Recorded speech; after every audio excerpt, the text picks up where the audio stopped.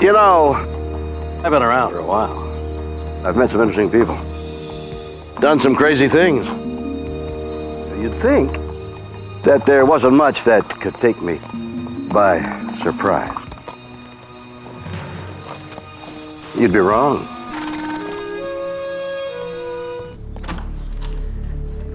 The world is full of stories and science and things that amaze and confound me every single day. Incredible mysteries that keep me awake at night. Some I can answer, and others just defy logic. Is someone or something controlling our minds remotely? In Colorado, a man finds a mysterious object in his body. It probably had to be extraterrestrial in nature. Are the brains of humans being monitored from outer space? In St. Louis, a seance turns a housewife into a literary genius. She dictated 7 books, thousands of poems, short stories. It's incredible. Can the dead take over the minds of the living? And in California, a woman causes machines and people to go haywire. Electrical equipment didn't work anymore. My computer, my TV. Is her mind being remotely controlled by the government? Yeah, it's a weird world, and I love it.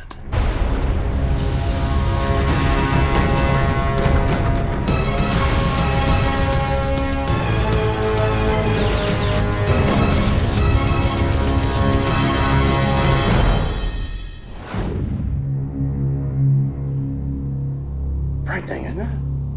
There's an actual X-ray of construction worker Patrick Lawler. He went to the dentist complaining of a toothache. Instead, he found a 4-inch nail embedded in his skull from his nail gun. It's amazing what you can find inside people. Here's another, a cell phone hidden inside an inmate. How did he get my phone number? And this one, a man who accidentally swallowed some scissors while using them as a toothpick. And, here's one of mine. Well, never mind. Despite being bizarre, all of these things are easily explainable, except this one. This was found inside another man. A man who has no idea what it is or how it got there, or even if it came from Earth. Yuma County, Colorado, 1998. Cement contractor Tim Cullen is on a routine job when he suffers an injury. I was doing some work for a farmer early in the summertime, and I'd hit my thumb with a hammer, melted it pretty good. My wife, she's a nurse. She said, well, you might as well why don't you go to the doctor and get it looked at. Tim's thumb turns out to be fine, but the doctor who examines him finds something else, something he can't explain. The doctor took an X-ray, and he said, you have something in your arm? And I said, no. He said, you got any idea where it come from? Tim is baffled by the news. The object in the X-ray is kind of a bright triangle in the X-ray. Real bright, right next to my wrist bone. It was kind of interesting to know that something got in my body. I really didn't know anything about it. The doctor decides to operate, but during the surgery, something extraordinary happens. They were doing the surgery, and I got to watch it on a fluoroscope. As the doctor got ready to remove the object, when he got close to it, it seemed to move away from the forceps that he was going to remove the object with. Like the object sensed that it was going to be removed. They finally got a hold of it, and that's when my arm really got to hurt, and got it drawn up near the surface and put the snip on it, took it loose. As the doctor examines the object, he realizes why it reacted strangely. Inside the membrane is a core of metal. There are also proprioceptors, wire-like appendages that seem to be connected to nerve endings leading to his hand. There was no anti-rejection structures around the whole object at all. The body doesn't even know it's there. I mean, it's metal. There's nothing more foreign to the body than metal. At first, Tim makes a steady recovery, but his health suddenly begins to decline. My mental ability started sliding downhill. My ability to concentrate and to stay awake went downhill really rapidly. It's just like I dropped my wheel. I feel like instead of being a 60-year-old man, I have to take a nap like an 85-year-old man. Certain his health issues are connected to the object. Tim searches his memory for clues. Then it hits him. A mysterious incident 20 years earlier that made no sense at all, until now. We were coming back one night. It was evening, late night, probably 11 o'clock or so. Coming up Highway 59, and we encountered this craft in front of us. Looked like it was about 100 foot long. It looked like a cigar. There were some lights on it. Tim stops for a better view. Whatever it is, moves like nothing on Earth. It crossed the road, crossed over the fence and under the telephone lines. And the next thing you know, bingo, it's kind of by the car, and then it's back up here. And my wife and I sat there, and two lights came on. They were really bright because, like I say, my peripheral vision was kind of gone. Time seems to stand still for Tim and his wife. After the lights came on, and my wife and I were sitting there in the car for what I perceive is 4 or 5 minutes. It was a mind-bending experience for me at the time. We sat there wondering what to do, thinking about it, and then I looked at the wife and said, let's go. When they arrive home, they discover they've been gone not for minutes, but hours. Tim can't account for the lost time. There was lots of things that may have happened, I don't know. But missing time, I don't get remembered. And it does make it interesting for me. There is one thing Tim is sure of. He was taken on board an alien spaceship and implanted with the mental object. Why? The aliens want to interfere with my thought processes for some reason. It's a form of mind control. We're not the only intelligent mortal life form in this universe. It makes me wonder why me? And I truly do. I'll never get over it. This is weird. Or what? A guy doing some simple DIY ends up finding this thing inside him. Can Tim Cullen be right? Was this device created by an extraterrestrial, then implanted in his arm during an alien abduction and used somehow to control his mind? It's an incredible concept, isn't it? But I have an even more important question. When will they be on sale at Radio Shack? What happened to Tim Cullen? Did an alien life form implant a device inside him to control his mind? Ex-police officer Daryl Sims is known as the Alien Hunter. He counsels people who claim they've been abducted by extraterrestrials. Our abductees range from everything from housewives, husbands, they work, hard-working people. We've got 3 NASA scientists that are abductees, one of them with implants. An alien implant is an object or a device that is surreptitious, and it is parasitic, and it's installed in a human being, and it's done for specific reasons. Most of the time, people that have implants don't even know they're there. They have no clue.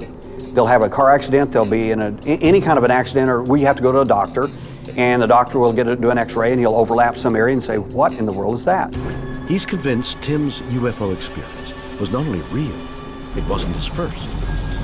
He's a typical individual that had no clue what was going on. I suspect his events started very much younger in his life. Many people who find out they're an abductee later in life don't realize that they've had events long before. Most of the time, not all the time, most of the time.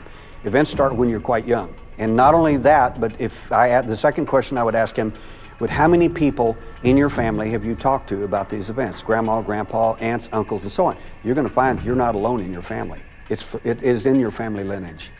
But why did Tim have no memory of what happened? Once the encounter takes place, they leave on the individual what is called a screen memory.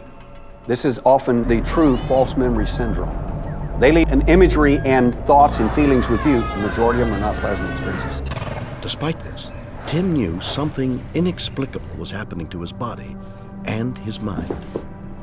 For the first 20 years when I had the implant in my body, I believe I was smarter. My mental function was greatly enhanced.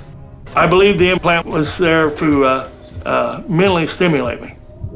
The implant was affecting his neurotransmitters, chemicals that regulate mood, behavior, and other critical functions in the brain. Abductees often feel, why am I having these feelings?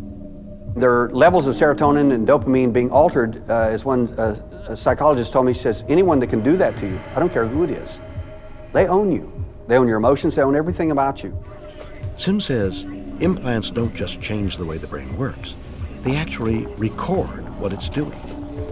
They're there to do a job, and one of the things they're to do is to collect huge amounts of information, particularly emotions, enormous amounts of emotions, a huge wide variety and span of emotions, and to collect them and to bring them back.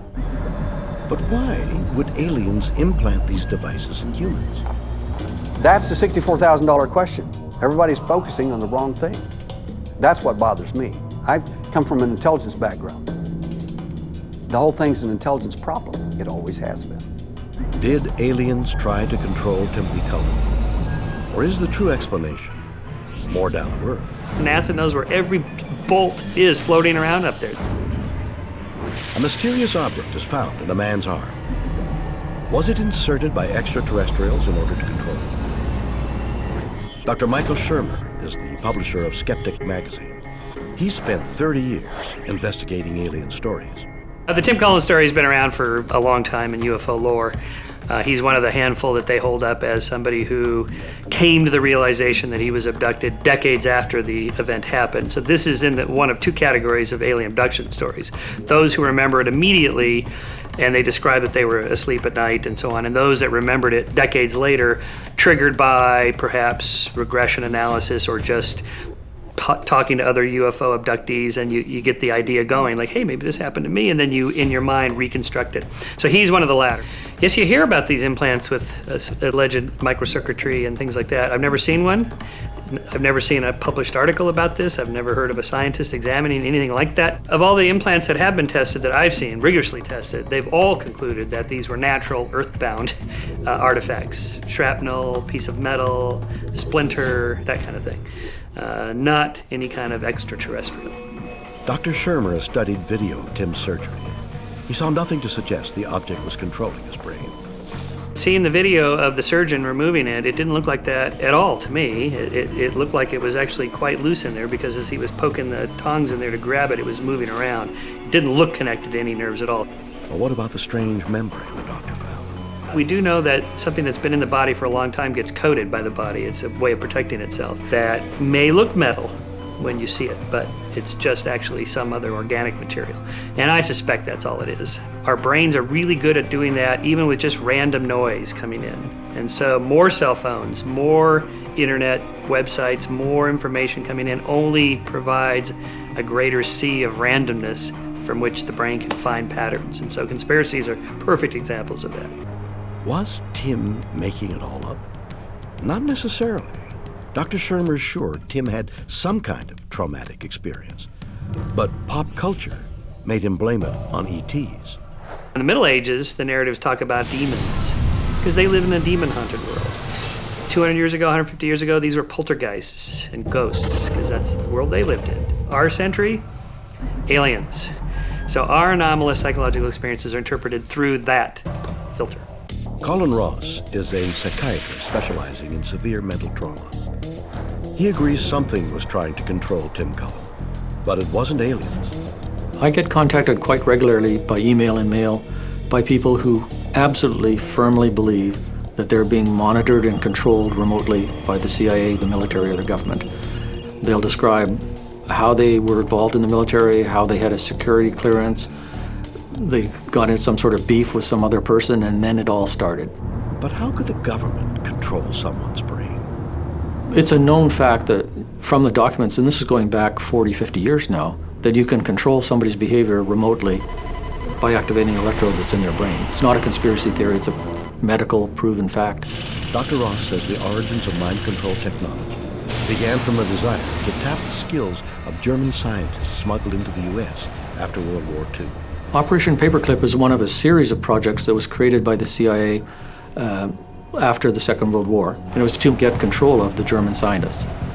So the U.S. government wanted to bring a lot of expertise over to the United States. Rocket engineers, ball bearing manufacturers, film, whatever it might be, and brought them into the United States for use in research. One of them, Dr. Werner von Braun, helped the Americans take the lead in the space race. Did another German scientist give the U.S. the edge in mind control? Dr. Ross thinks so, but the U.S. is still using the technology. I'm quite confident that there must be military and CIA implanted chips in people around the world for various purposes. But why would the U.S. government want to control people's minds? Simple. To achieve global domination by turning ordinary people into fearless assassins, activated by remote control. The way you control the behavior is kind of twofold. The electrode can actually activate part of your brain, or you can hypnotically condition a person. So the idea is you condition the person to have this new identity inside who's hidden behind an amnesia barrier. You call them out with a hypnotic code, give them the assignment.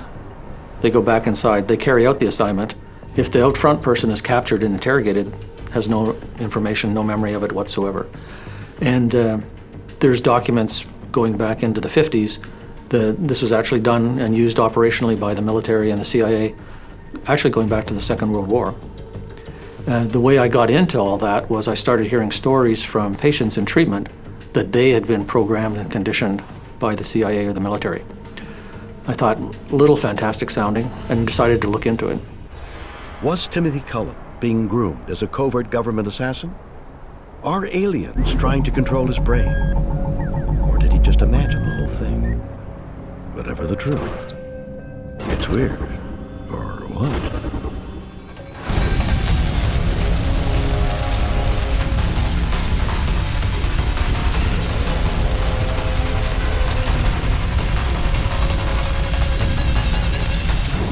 A seance turns a housewife into a literary genius. She only has an 8th grade education, which is quite amazing.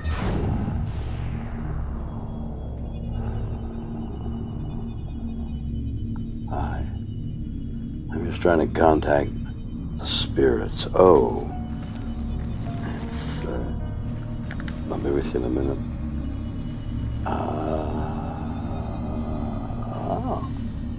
L. WTFLOL. Means nothing to me.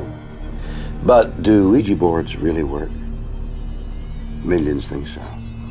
It was invented as a harmless parlor game over a century ago. Since then, it's become a tool regarded by many as the only genuine way we can communicate with the dead. Well, they're dead wrong. There's another way. And it won't just give you a few random letters, but enough to fill entire libraries. All you need is your mind. July 8th, 1913, St. Louis, Missouri.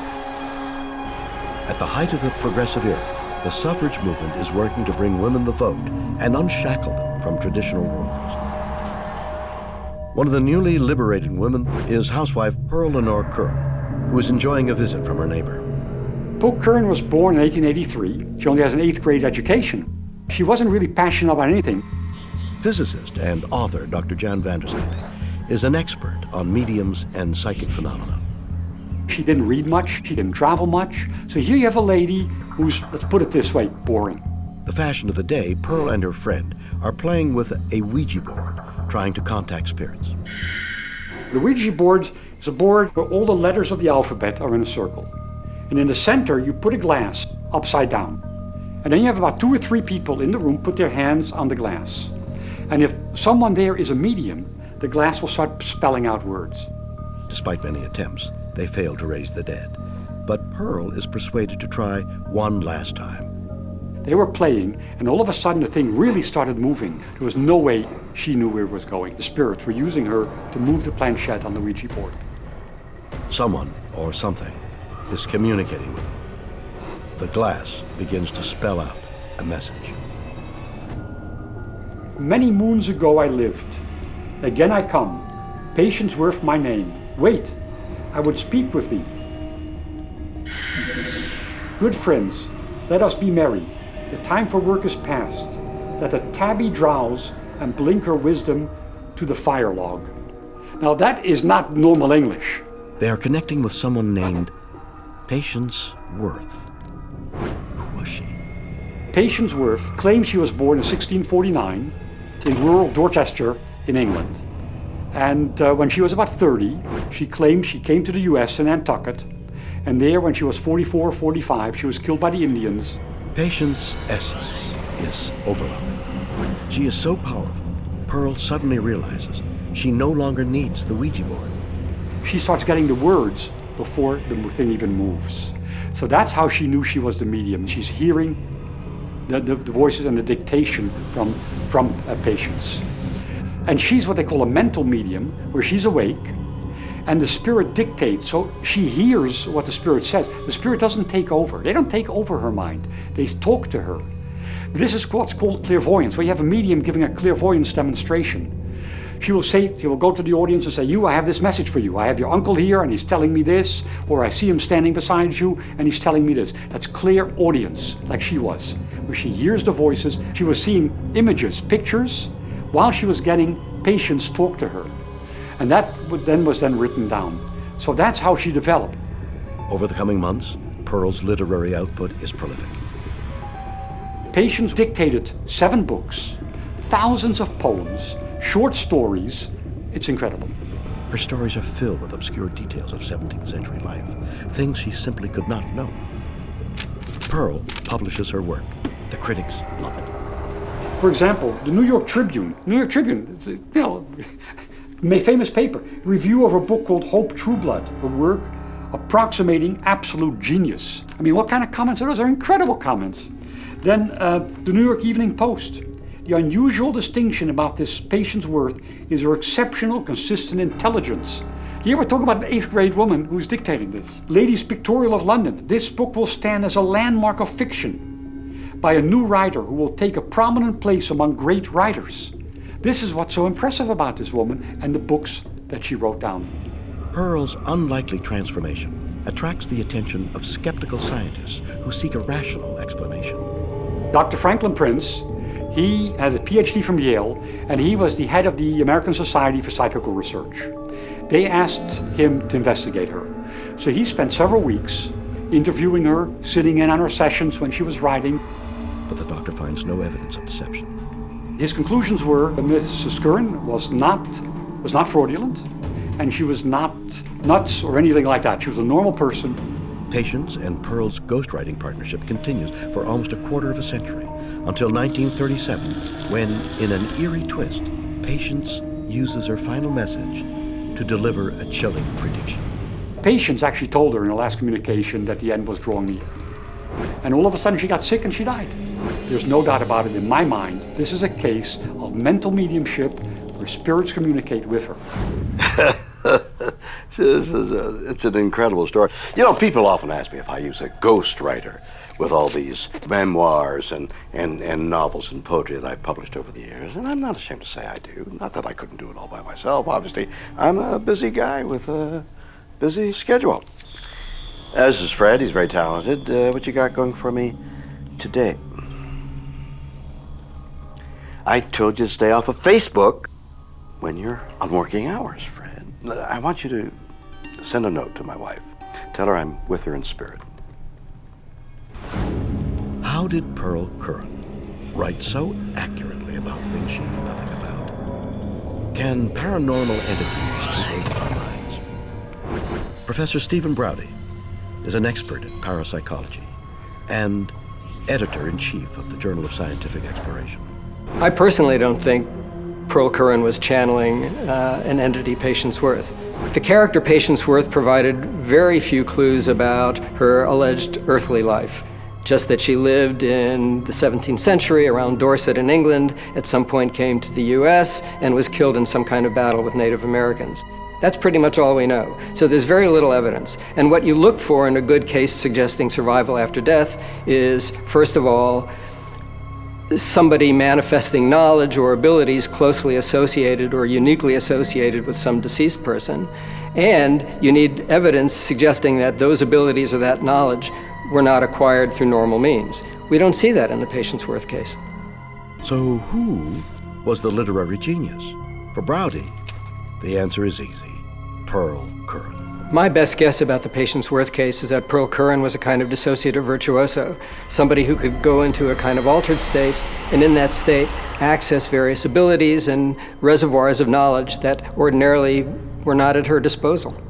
In Pearl's case, I think she went into a kind of light trance at the Ouija board, a kind of dissociative state, and in that state she was able to bypass certain barriers to creativity she had erected through most of her life. Was Pearl Curran a world-class writer without even knowing it? If so, Braude's theory leaves a nagging question. One of the main and lingering puzzles about the case is how Pearl Curran acquired the knowledge that she did of life in England during the Victorian era so that she could write her novel Hope Trueblood. It's possible that she might have encountered some of the materials in her everyday life. My suggestion about this is that Pearl Curran had some latent and quite formidable linguistic talents, which were just waiting for the proper time to nurture them and to bring them out. Was Patience Worth just the name Pearl Curran gave to her inner author? How did she know so much about things she hadn't experienced? She was just getting it directly from that time, from that space. A poorly educated housewife becomes a literary master. Did she possess hidden talents? Cynthia Larson doesn't think so. She's an author and expert on the physics of reality, the building blocks of everything we know and experience. The Pearl Curran story is extraordinary, and when I first heard about it, I was amazed with the syntax, the language, and the everyday experiences. How did Pearl access this ancient knowledge in perfect detail? Quantum physics, of course. My theory about Pearl Curran is that she was quantum jumping back in time and making several jumps back to different points in space and time, and doing so due to the fact that we are all, even though we're on a very large scale, we're capable of doing things at the quantum scale, such as making a quantum jump. And this is exactly what happened with Pearl Curran. If you can imagine this universe as consisting of very many parallel, alternate realities, then what you're doing is actually choosing which one of those you want to go to, establishing a kind of a connection to it through some meditative process, and then bringing the correct energy to it to make that jump. In addition to alternate realities, Larson thinks quantum jumps can take us both backward and forward in time. Usually when we think of time travel, we think in terms of time being linear. What's extremely different about quantum jumping is that we're working with the theory that we have many worlds, many alternate realities. That means there were many possible beginnings. We're right now moving toward many possible futures, and currently, right here and right now, we have access to an infinite number of possible alternate realities. In terms of scientific research, there's no exact evidence and proof that quantum jumping is occurring. There are, however, some exciting findings right now with quantum behavior occurring at the macro level. And some of this experimental work has been done recently in Oxford, England, where a couple of diamonds 15 centimeters apart were entangled. That means that they were precisely moving in conjunction with one another at room temperature, which is a big deal, separated 15 centimeters apart. So what we're witnessing is seeing some of these very small scale micro level effects, the quantum effects, at the macro level. And that's forcing us to rethink all of our assumptions about what reality really is. Quantum jumping into the past might explain how Pearl wrote with such vivid detail. But how did she do it? When people have this experience, they often are in a meditative state. I think what Pearl was able to do by staying in that mindset, she was literally making what you might call a quantum jump into that reality, that for her it was extremely real. And so when the words came through, it wasn't something that she was interpreting, she was just getting it directly from that time, from that space. What makes Pearl Curran's story so believable is we can see that she was clearly connecting with very definite times and spaces. Did Pearl Curran access some hidden talent to write her novels? Or was she quantum leaping back and forth through time? Psychic Ellie Crystal sees no need to dispute Curran's version of events. Pearl could not have known the information that she was writing about. She did not have access to the computer technologies we have today. Pearl wrote all her books based on her connections with the collective unconscious and an entity she called Patience Worth. But how was she able to contact the spirit? Crystal is certain that Pearl was, like herself, a psychic. As a psychic, you're moving your consciousness from this reality to another reality, getting information and bringing it back. To show just how easy it is to tap into information from the dead, Crystal is going to demonstrate by contacting the spirit of none other than Pearl Curran. The energy of Pearl is still in the grids.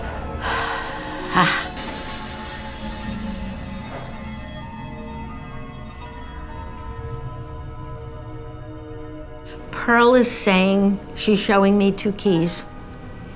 Beautiful gold keys. She's writing now.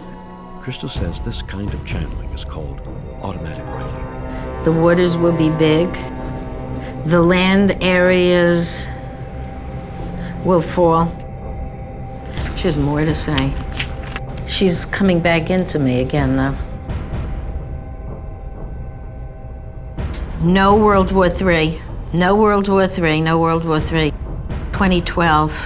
2012. 2012. The balance scales over here. Like a kid's seesaw.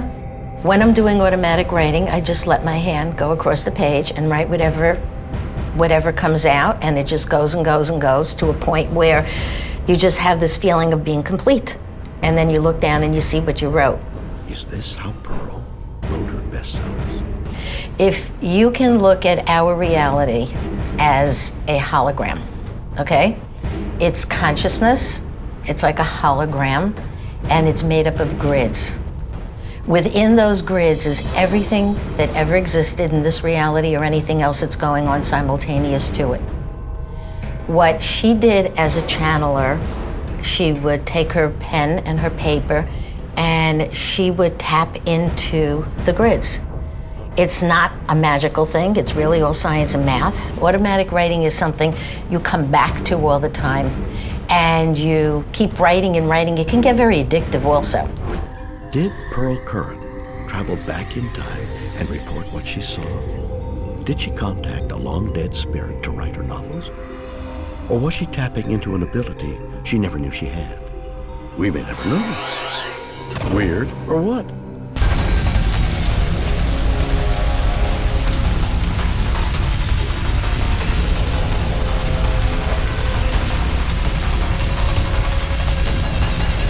In California, a woman causes machines and people to go haywire. Electrical equipment didn't work anymore. My computer, my TV. Oh my God. You know, I wish I had one of these when I was a kid. Isn't this amazing? It's hard to believe, isn't it? I can control every movement of this tiny device. Up. Yeah, and watch this. Down, down, up. I have complete power over it. I can make it perform even the most intricate of maneuvers without even... Guess I need more practice. Wireless devices like this are no longer a novelty. But what if instead of a helicopter, you could control someone's brain? Now that would make for an interesting story. Here it is. September 1988. It is the start of the fall semester at the University of California, Davis, where Cheryl Welch is beginning life as a law student. I grew up in Sacramento, California. I was a receptionist at Kaiser Hospital for 10 years. I decided that I wanted to go back to school, so I went to UC Davis. But as her studies get underway, things change. I know what normal life is, and life became very abnormal. It starts with a telephone. Usually you pick up a phone, you hear dial tone, but my phone, there would be click noises. There'd be a long pause, then static. She has it checked, but the strange noises continue. Cheryl becomes concerned. It's the first of many appliances that behave erratically in her presence. Things in my environment, all of the electrical equipment didn't work anymore. My computer, my TV. Her unease grows as she discovers it's not only machines that act strangely around her. Police cars started to follow me. I had a rock thrown at my car. Somebody tried to drive me off the road. I mean, I've never had a ticket. I've never taken drugs. People in my environment were acting out of character. I was acting my normal self. and people were acting weird. People turned against me. People would stare at you. Students would swear and spit on me. Weirder still, random strangers on the street seem to know exactly what she's thinking. I felt like I was surveilled. I thought somebody could read my thoughts. Cheryl's personal life falls apart as friends and family drift away. Then, she's fired from her job. It was like shock and awe. For 3 years, it was like that. I realized, this wasn't going to go away, despite my best efforts. That was a really depressing, blackest moment of my life. I just cried and cried and cried. I thought, why not just end it? Fearing for her sanity, Cheryl seeks help. So I went to my advisor, and I was having trouble academically, and she helped me get through this, and he was the only one that believed me. Her advisor comes to a quick conclusion.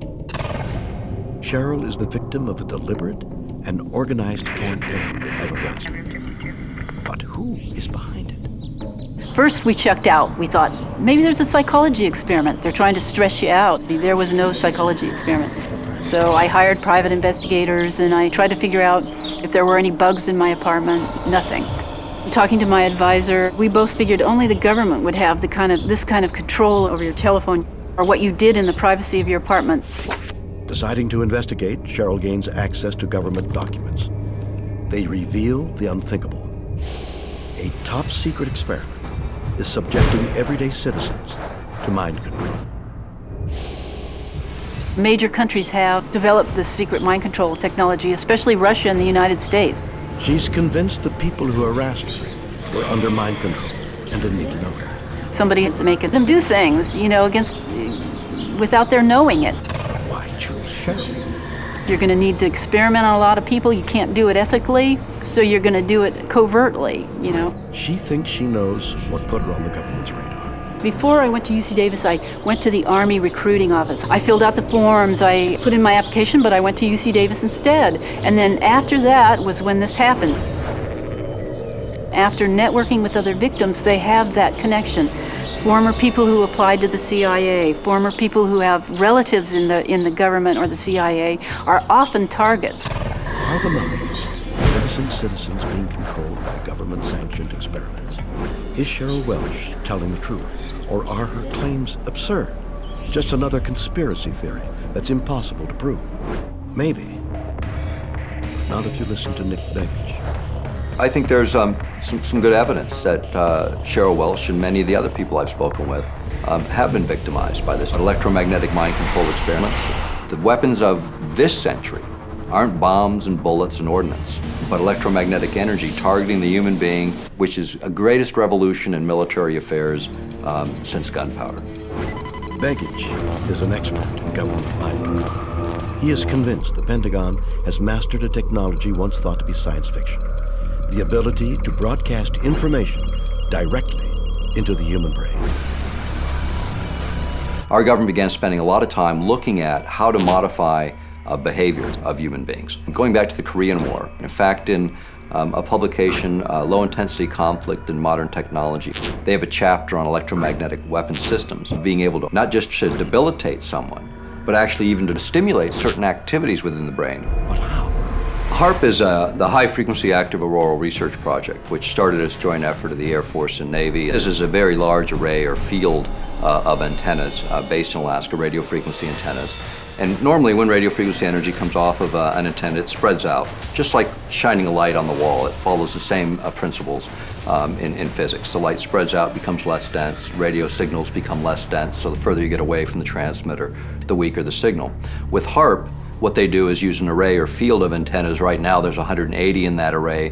What they do is create a cyclotron resonance, which is could be visualized as sort of a corkscrewing motion of the energy, and as it goes higher and higher, it gets tighter and tighter. HAARP antennas transmit powerful radio signals into the upper atmosphere to study the effects on wireless communications. But Begich says HAARP can also be used for more sinister ends. HAARP has announced several other programs and campaigns, and there's two areas that I got very concerned about. One was weather modification applications. The other was the effect on human beings. If you can modulate a signal that the brain locks onto, recognizes, and begins to mirror or follow the frequency following response. The brain rhythms change, then it creates a chemical cascade within the brain, and the emotions change. Now the resolution gets finer and finer and finer. And it used to just to be about triggering emotions. You could change people's brain chemistry pretty readily, change their emotional state pretty easily. But when you get down to the idea of thoughts and being able to manipulate those, that requires a different kind of sophistication. Can we hear sounds without using our ears? Not only is it possible, says Begich, he can prove it using sound recorders, Brad Daw. So what I'm going to demonstrate is a earth pulse sound wave, and what this is an infrasound device. It's just a small electronic circuit that we run a CD player playing some Bach into our circuit, and then comes out through two piezoelectric transducers. So I'm going to place these transducers on your face. You're going to block your ears tightly. We put those in contact with the skin and listen. Yeah. So what do you hear? I hear the music, yeah, loudly. Right in the center of their forehead, inside their head, they'll hear Bach, just like they would with their ears, but the ears aren't involved. Now, I can take this away.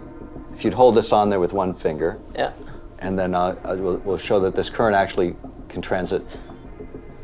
So it only works when I touch your head or when I touch your skin, but essentially the current's going through both of us, but the signal does not go down. It maintains sound volume. It wasn't through my ears at all. It was basically, it felt like kind of it was coming from the middle of my head, no direction, and it was clear. So not through my ears at all, which is pretty cool. Now we can do this wirelessly with microwave. So there's lots of ways to do it, and this just gives a very simple sort of workbench model that gives the principle so people can understand, yeah, you can really do it. It's just a little deaf, man. I got a headbanger. Now this is a fascinating theory, but there's just one problem. I'm not sure these piezoelectric transducers are going to catch on as a fashion accessory. And frankly, I don't even know what piezoelectric means. But if we're to believe Begich, the government don't even need these. They're tapping directly into our minds, controlling us with powerful invisible microwaves that can alter the very way we think and act, making us believe anything they want us to. And that's just the Republicans. Is the government manipulating our minds wirelessly, or does the answer lie elsewhere? There's some kind of organization out to get them. A California woman suffers a brutal campaign of harassment. Is the government trying to control her mind? Clinical psychologist J. Ryan Fuller believes Cheryl's experience isn't due to harassment, but mental illness. When I heard of some of the things that were described, certainly bring to mind the kinds of content that sometimes people with psychotic disorders have. He thinks Cheryl has a classic case of delusional disorder. A delusional disorder is a particular type of psychotic disorder where there's going to be false belief that's held very, very strongly despite evidence being presented again and again to a person. And it's going to be, in that case, when it's a non-bizarre kind of delusion, information that people within that cultural group would believe could happen, but in this case, there doesn't seem to be any evidence to support it.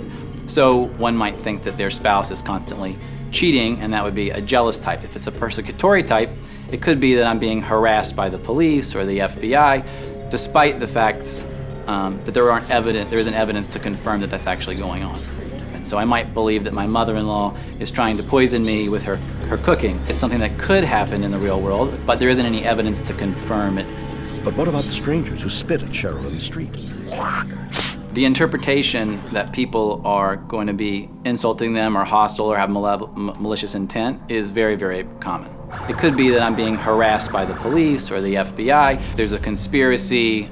There's some kinds of organization or people kind of out to get them that's going to sort of lead to sort of suspiciousness and hypervigilance and things like that. Ironically, Cheryl could be making it worse. There is evidence, in fact, that by struggling with it and sort of fighting it and working to change it, that does, in fact, increase the one's stress level and increase anxiety. And now, more than in years past, there's a growing body of literature that, in fact, changing that dynamic, not necessarily changing the belief system, the delusions, but rather changing the strategy of fighting it might be a way to help treat these people. If you think about the delusions themselves, and it really does depend on the content and the person, because someone could be putting themselves and others at great risk, because there are cases where someone with a delusional disorder can be, angry, aggressive, and even physically violent. There are other cases where the real harm is going to come from the negative emotions they experience as a function of the belief. So they end up becoming incredibly depressed, incredibly anxious, incredibly lonely, socially isolating. And so now they're not only suffering all the emotional pain, now they're also denying themselves the social support and possibly the kinds of meaning and vitality they might get from other kind of life pursuits. And so there can be a great deal of suffering. Is Cheryl Welsh suffering from delusion? Or is the real explanation even more out there? Trish McGregor has written about the paranormal for over 30 years. She thinks she can explain at least one of Cheryl's experiences, her strange encounters with electrical equipment. My theory about Cheryl Welch is it could be the Pauli effect. The Pauli effect is a label, a term, that grew out of a phenomenon that used to happen whenever Wolfgang Pauli, who was a theoretical physicist, would walk into a science lab and equipment would spontaneously break down. Wolfgang Pauli was a brilliant Nobel Prize-winning physicist who counted Einstein himself among his many admirers. But Pauli is also remembered for his ability to cause lab equipment to malfunction simply by being near it. In 1950, he walked into a lab in Princeton where they had a particle accelerator, and it caught on fire and burned. This lab in Hamburg banned Pauli from the lab. I mean, that's how prominent this whole phenomenon became. Even stranger, the Pauli effect didn't stop at the laboratory. On Pauli's second honeymoon, he and his wife set off for a car trip. He had a new battery in the car, and the battery died. And Pauli said, the Pauli effect, here it is. It would happen in other strange ways, too. One time in Hamburg, Pauli and two friends met for lunch. And after the 3-hour lunch, the two friends realized that the entire time they had been sitting on whipped cream. And Pauli hadn't. It wasn't the fact that he was a klutz. It wasn't like he was stumbling into equipment. He would walk in, and without doing anything, the equipment would spontaneously just break down. They kept saying, oh, it's coincidence. This is scientifically impossible. And yet it kept happening. Is Cheryl suffering from the Pauli effect? McGregor says we can't dismiss the possibility. I don't think we can say to Cheryl Welsh, what you experience is not real, because it is. It's real to her. Cheryl Welsh, the victim of a series of bizarre coincidences. Was she the target of a government experiment in mind control? Or is it all in her head? Real or what?